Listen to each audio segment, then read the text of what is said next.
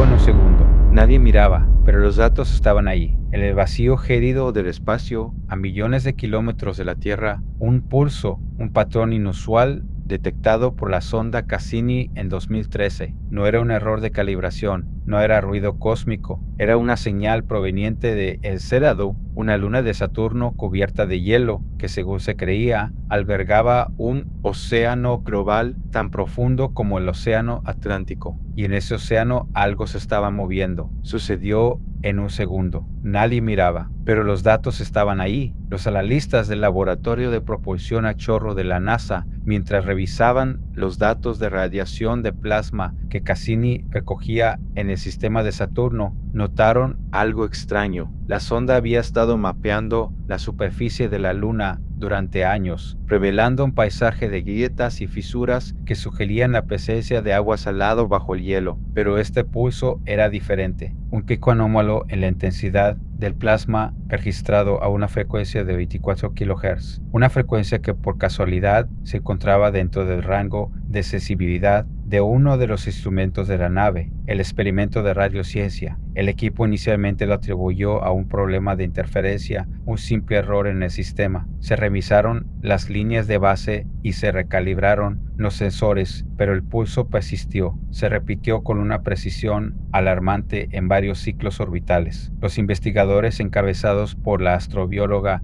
Linda Spilker, comenzaron a analizar el origen del patrón. La teoría predominante era que la actividad hidrotermal en el fondo del océano, impulsada por la energía geotérmica, producía gases como metano y amoníaco que se liberaban a través de las grietas. Estos gases, al ser sometidos a la radiación ultravioleta del Sol, podrían haber creado una tormenta de plasma detectable. Sin embargo, la agitación intensificó la búsqueda de anomalías en los radares, buscando rastros de estructuras submarinas que pudieran emitir energía a esa frecuencia. No se encontró nada convencional, pero la persistencia del pulso sostenía la posibilidad de una fuente desconocida. Posteriormente, tras años de preparación, la misión Europa Clipper inició su épico viaje en 2024, diseñada con un solo objetivo: perforar con sus instrumentos el misterio de la luna de Júpiter. La Clipper, equipada con sensores avanzados, busca hoy indicios de actividad biológica, mientras científicos de la Agencia Espacial Europea trabajan en conjunto con la NASA en misiones como JUICE para explorar las grietas de Europa y analizar el agua que se filtra a la superficie. Los estudios previos revelaron la presencia de halógenos como cloro y bromo en concentraciones inexplicablemente altas, lo que sugiere que podrían estar siendo producidos por procesos biológicos. La posibilidad, por lo tanto, no es descartable. El incidente de Cassini marcó un punto de inflexión. La comunidad científica reconoció la posibilidad de que Europa y Encélado pudieran albergar vida microbiana. De una manera silenciosa, estamos ahora en la búsqueda definitiva de la respuesta. Esta búsqueda no es en esencia la de una criatura visible bajo un microscopio. Es la búsqueda de una huella sutil grabada en la sustancia misma de un océano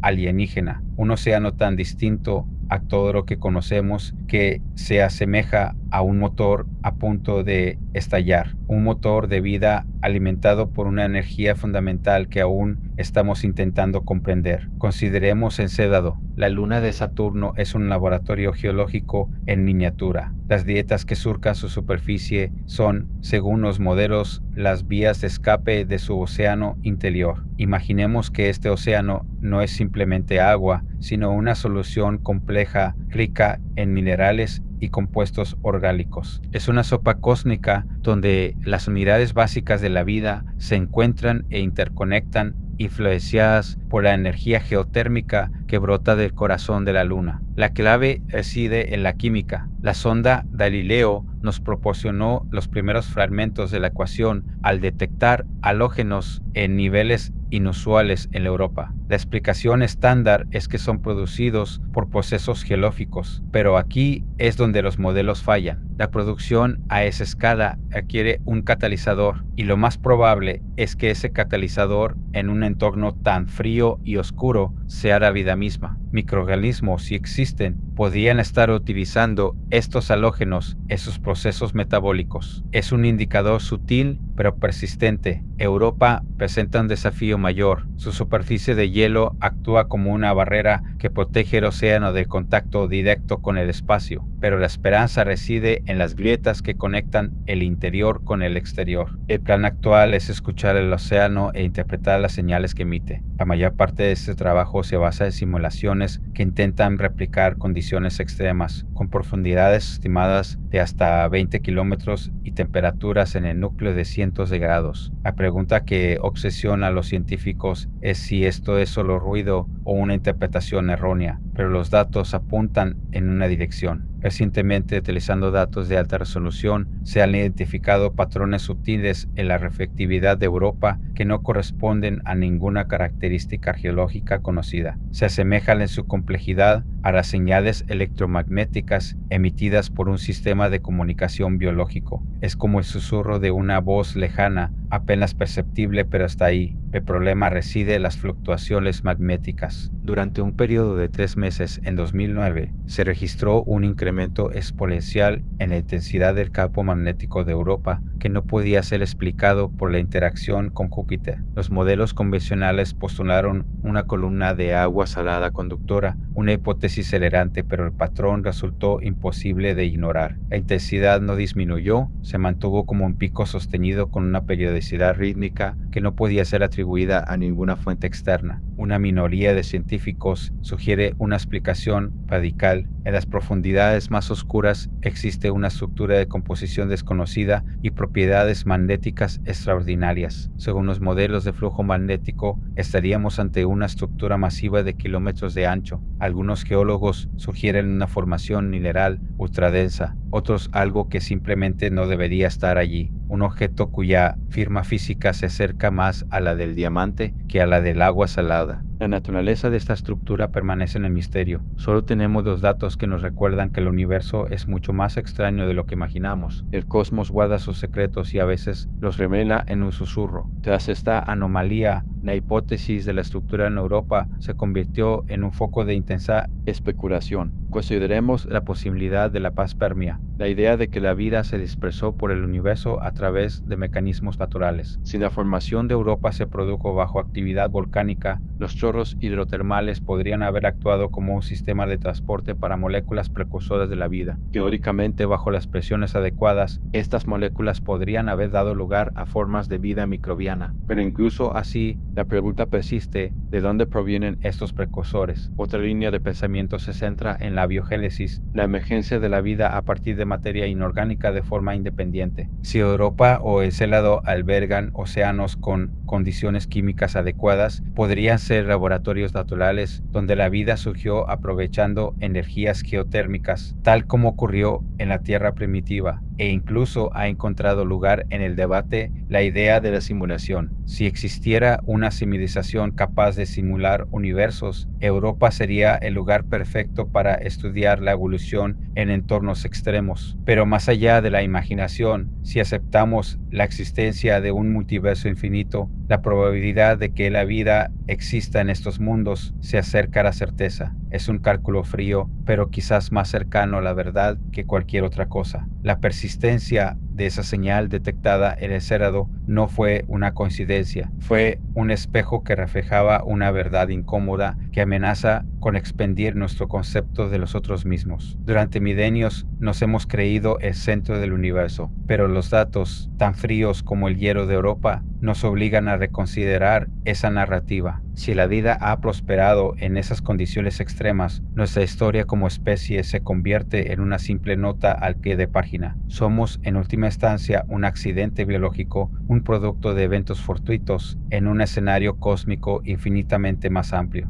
Esta no es una visión fácil de aceptar. La comodidad de nuestras creencias se desmorona, pero en esa desintegración reside una oportunidad para trascender nuestra propia importancia y comprender que somos parte de un sistema mucho más grande. La búsqueda en Europa y Encélado no es solo por microorganismos, es un viaje hacia la verdad sobre quiénes somos y qué significa ser consciente en un cosmos que quizás nunca nos ha tenido en cuenta. El 17 de septiembre de 2013, la sonda Cassini registró ese pulso, un destello momentáneo que ahora forma el eco de una pregunta que resuena a través de la historia del universo: ¿estamos solos? La exploración ha revelado que la vida no necesita el sol ni el oxígeno para florecer. Puede prosperar bajo presiones abisales, recordándonos la precariedad de nuestra propia existencia. Sucedió en un segundo. Nadie miraba, pero los datos estaban ahí. La búsqueda de evidencia microbiana en estos océanos helados es una filosofía, es la confrontación con lo desconocido. La próxima misión en 2030 se adentrará en las profundidades de Europa buscando la confirmación final. ¿Qué encontrará un microorganismo que desafiará nuestra comprensión, o el silencio helado de un océano que guarda sus secretos para siempre? La esperanza, al final, es una ilusión. La realidad